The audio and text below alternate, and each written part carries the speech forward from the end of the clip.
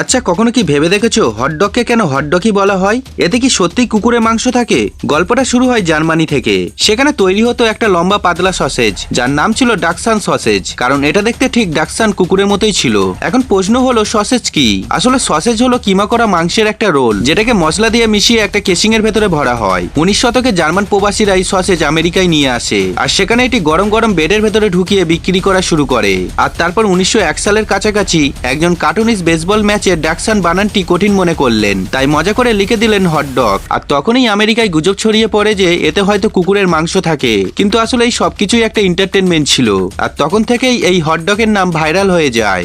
Next, কখনো কি খেয়াল করে দেখেছো আইফোনের ব্যাক ক্যামেরা লেন্স আর ফ্ল্যাশের মাঝখানে একটা ছোট্ট কালো ডট থাকে, যেটাকে অনেকেই মোবাইলের ডিজাইন ভাবে, কিন্তু আসলে এটা কোনো ডিজাইন নয়। আসলে এই কালো ডটটা হলো একটি মাইক্রোফোন, যা ভিডিও রেকর্ডিং এর সময় ব্যাকগ্রাউন্ডে থাকা অপ্রয়োজনীয় শব্দ কমিয়ে দেয় বা সরিয়ে দেয় এবং ভালো সাউন্ড কোয়ালিটি ক্যাপচার করতে সাহায্য করে।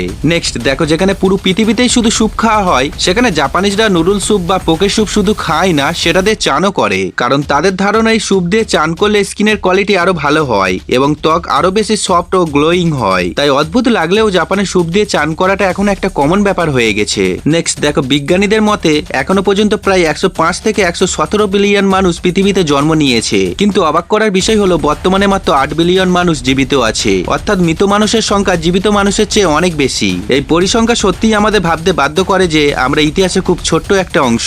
নেক্সট দেখো, যদি সমুদ্রের জাহাজের দড়িতে এই ছোট্ট গোলাকার ডিস্কটা না লাগানো হয়, তবে কোটি টাকার ক্ষতি তো হবেই, তার সাথে মানুষের গুরুতর রোগের ঝুঁকিও বেড়ে যাবে। আসলে যখন কোনো জাহাজের মাধ্যমে খাদ্যশস্য কার্গো ট্রান্সপোর্ট করা হয়, তখন বন্দরে থাকা ইঁদুরগুলো দড়ির সাহায্যে জাহাজে উঠে পড়ে, আর ওই ইঁদুরগুলো খাদ্য শুধু নষ্টই করে না, ল্যাপ্টোস্পাইরোসিসের মতো জীবাণুও সঙ্গে নিয়ে আসে, যা মানুষের জন্য খুবই বিপজ্জনক। তাই এই ধরনের সমস্যা সমাধানের জন্যই দড়িতে লাগানো হয় এই ধরনের রাউন্ড গার্ড বা র্যাড গার্ড ডিভাইস, কারণ যখনই কোনো ইঁদুর দড়ি বেয়ে ওপরে উঠতে যাবে, তখনই ওই গোলাকার ডিস্ক তাকে ঠিকভাবে ধরতে দেবে না এবং ঘুরে যাবে, ফলে ইঁদুর সোজাসুজি জলেতে পড়ে যায়। এর ফলে ইঁদুর জাহাজে উঠতে পারে না এবং খাদ্য সম্পূর্ণ নিরাপদ থাকে। এই জিনিসটা ছোট হলেও কিন্তু এর কাজ অনেক বড়, তাই প্রতিটা বন্দর এবং কার্গো শিপে এটা ব্যবহার করা প্রায় বাধ্যতামূলক।